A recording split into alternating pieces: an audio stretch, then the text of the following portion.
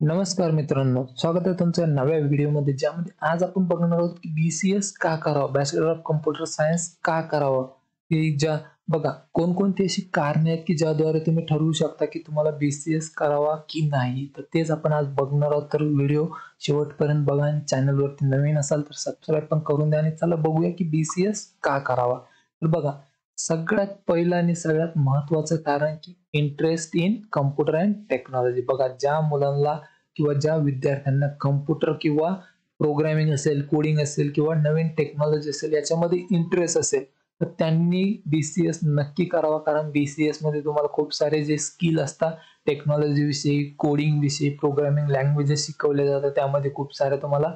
तर त्यामध्ये तुम्हाला चांगलं जे आहे नॉलेज दिलं जातं. तर तुम्ही नक्की BCS करू शकता जर तुम्हाला कम्प्युटरमध्ये जर इंटरेस्ट असेल. हे पहिलं कारण की ज्याद्वारे तुम्ही BCS करू शकता. त्यानंतर दुसरं कारण आहे foundation for career in IT. बघा, तर जर तुम्हाला IT सेक्टरमध्ये जर जायचं असेल आणि चांगलं करिअर करायचं असेल तर BCS जे आहे ते एक पाया ठरू शकतो. भरभक्कम पाया आपण ज्याला म्हणतो ते ठरू शकतं BCS तुमच्या करिअरसाठी IT मध्ये जाण्याला. यामध्ये काय होतं की तुम्हाला खूप सारे जे प्रोग्रामिंग लँग्वेजेस आहेत, जसे जावा असेल, पायथन असेल, C++ असेल, हे सगळं तुम्हाला शिकवलं जातं. सॉफ्टवेअर डेव्हलपमेंट शिकवलं जातं, डेटाबेस मॅनेजमेंट शिकवलं जातं, नेटवर्किंग विषयी शिकवलं जातं, की ज्याद्वारे तुम्ही जे करिअर आहे तुमचं IT सेक्टरमध्ये चांगल्या प्रकारे तुम्ही करू शकता.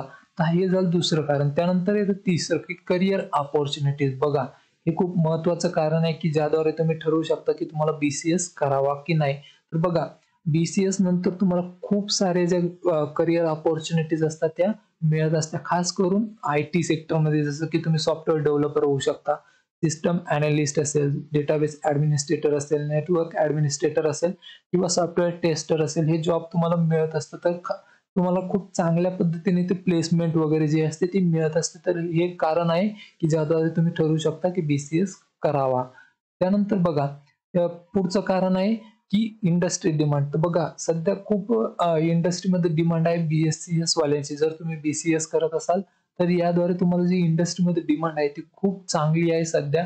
कारण बरेच जे कंपनीज आहेत ते BCS वाल्यांना हायर करत आहेत.